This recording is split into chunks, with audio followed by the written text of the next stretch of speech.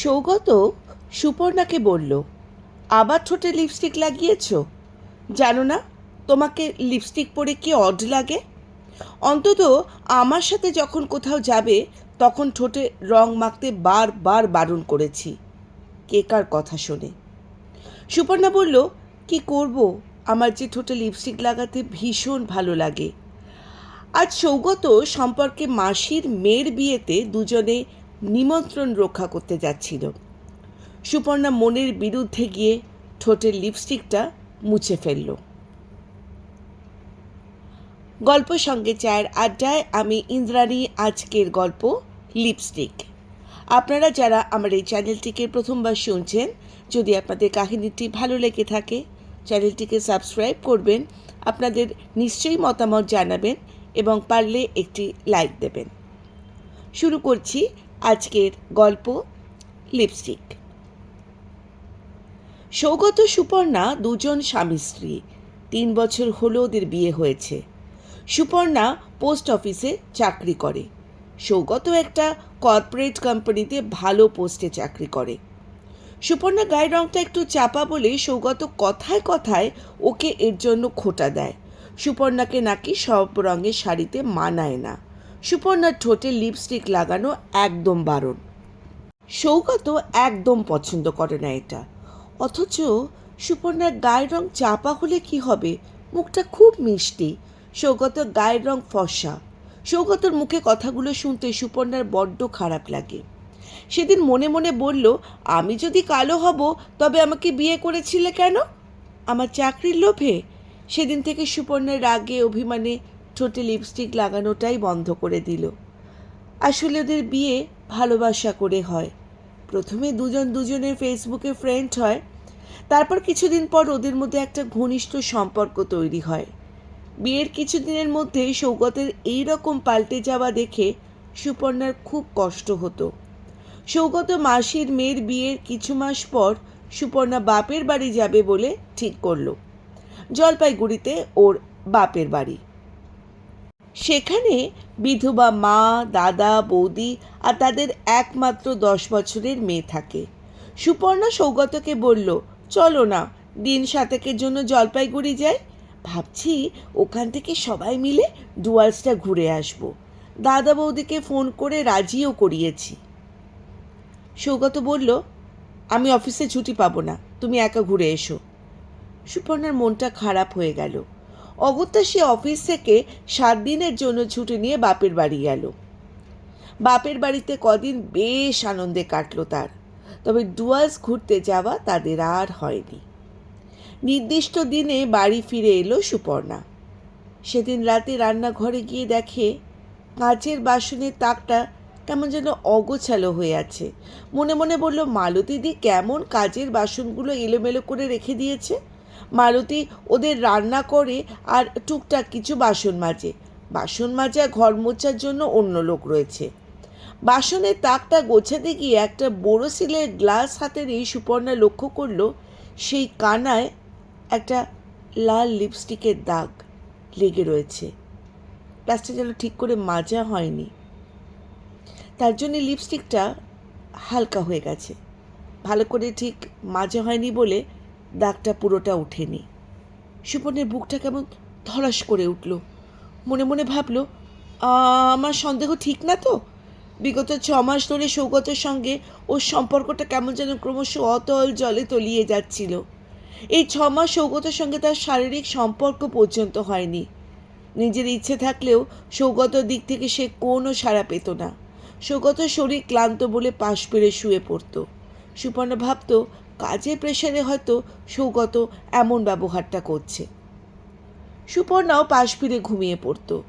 অনেক রাত্রে সুপর্ণা যখন ঘুম ভাঙত তখন সে দেখত সৌগত না ঘুমিয়ে কার সাথে ফোনে চ্যাট করছে। সুপর্ণাও ঘুমের ভান করত।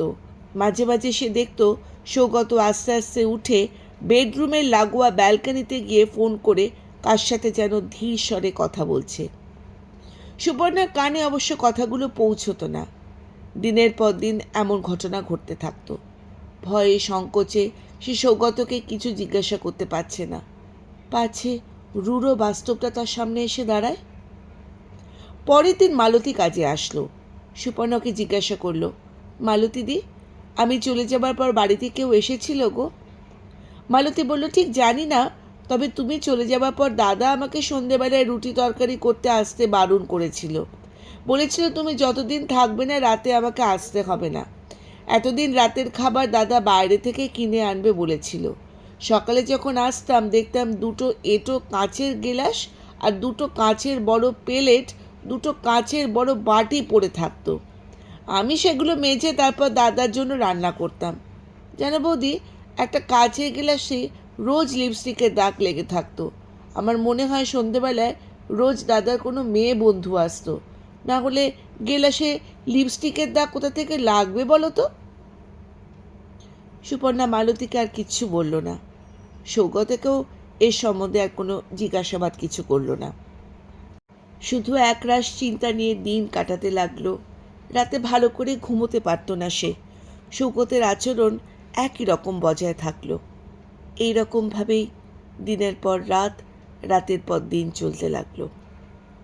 একদিন শনিবার সৌগত বাড়ি থেকে দেরি করে বাড়ি ফিরল। সুপর্ণা কারণ জিজ্ঞাসা করতে সে বলল, অফিসের কাজ পড়ে গেছে তাই দেরি হয়েছে। রাতে কিছু খাবো না, খিদে পেয়েছিল তাই বাড়ি থেকে ডিনার করে এসেছি। সুপর্ণা কিছু বলল না, শুধু সৌগতের রাতের খাবার ফ্রিজে তুলে রাখলো। পরের দিন রবিবার, জামা কাপড় ওয়াশিং মেশিনে দেওয়ার সময় হঠাৎ সুপর্ণা দেখল সৌগতের আগামীকাল অফিসে যে শার্টটা পরে গিয়েছিল তার কলারে লাল লিপস্টিকের একটা দাগ লেগে রয়েছে। চমকে উঠল সে। মনে মনে ভাবল, এইবার আমার সৌগত থেকে কৈফিয়ত চাওয়ার সময় এসছে। শার্টটা ওয়াশিং মেশিনে দিল না। সেদিন দুপুরে খাওয়া দাওয়া সেরে সৌগত রেস্ট নিতে যখন যাচ্ছিল তখন সুপর্ণার কাছে এসে গম্ভীর হয়ে বলল, তোমার সাথে আমার কিছু কথা আছে। সৌগত কেমন যেন একটা থতমত খেয়ে গেল, যেন সুপর্ণার কাছ থেকে এমন কোনো কথা সে আশা করেনি। বলল, কি কথা? সুপর্ণা বলল, কোনো মহিলার সাথে কি তোমার কোনো নতুন কোনো সম্পর্ক তৈরি হয়েছে? সত্যি কথা বলবে। সৌগত আমতা আমতা করে বলল, কি কি কি যা তা বলছো তুমি? কার সঙ্গে সাথে সম্পর্ক? সুপর্ণার শার্টের কলারের লিপস্টিকের দাগটা সৌগতকে দেখে উত্তেজিত হয়ে বলল, এটা তাহলে কি? সে ফর্সা বলে? আর তাকে লিপস্টিক পরলে খুব সুন্দর দেখায়, তাই না? তাই তো তুমি আমাকে ফেলে তার সঙ্গে সম্পর্কে লিপ্ত হয়েছ। এরপর সুপর্ণার গ্লাসে লিপস্টিকের দাগ, রোজ রাতে সৌগতের গোপনে কারোর সাথে চ্যাট করা, কারোর সাথে ফোনের সাথে কথা বলা, একে একে সব বলতে লাগলো। সৌগত মাথা নিচু করে চুপ করে রইল।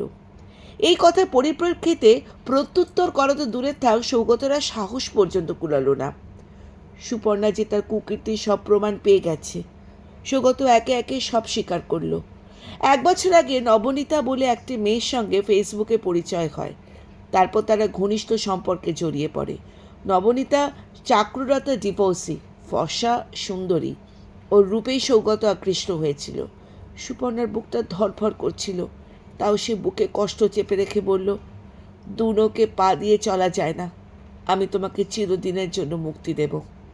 এর জন্য তোমার কাছ থেকে আমি কোনো অর্থও দাবি করব না। চাকরি না করলে হয়তো এত বড় কথা বলার সাহস আমার হতো না। কষ্ট বুকে নিয়ে বাকি জীবন আমাকে কাটাতে হতো। সৌগত একটা কথাও বলতে পারল না। ওর আজ বলার কোনো মুখও নেই। কিছুদিন সেপারেশন থাকার পর নির্দিষ্ট সময় দুজনের মধ্যে চিরকালের মতন বিচ্ছেদ হয়ে গেল। বর্তমানে সুপর্ণা একা অনেক শান্তিতে আছে। কলকাতার বুকে একটা 1 BHK ফ্ল্যাট ভাড়া করে আছে। পরে একটা নতুন ফ্ল্যাট কেনার পরিকল্পনা আছে তার। দাদা বৌদির মাকে নিয়ে সে নিজের মতন থাকছে। ঠোঁটে লিপস্টিক লাগানোর ব্যাপারে বাধা দেওয়ার আর কেউই রইল না। পছন্দের রঙের শাড়ি পরতেও কেউ আর বাধা সৃষ্টি করে না। ওর মা দাদা বৌদি প্রথমে ওকে নিয়ে খুব দুশ্চিন্তা করলেও একথা ভেবে শান্তি পেয়েছিল, মেয়েটা আগের থেকে অনেক ভালো আছে। দুষ্টু গরু থেকে শূন্য গোয়াল অনেক ভালো। ঈশ্বর যদি চান তবে নিশ্চয়ই সুপর্ণা একদিন না একদিন নিজের উপযুক্ত জীবনসঙ্গীকে খুঁজে পাবে। লাল লিপস্টিক গল্পটি এখানেই সমাপ্ত। আপনাদের কেমন লাগলো অবশ্যই কমেন্ট করে জানাবেন। সঙ্গে থাকুন আর শুনতে থাকুন। ধন্যবাদ।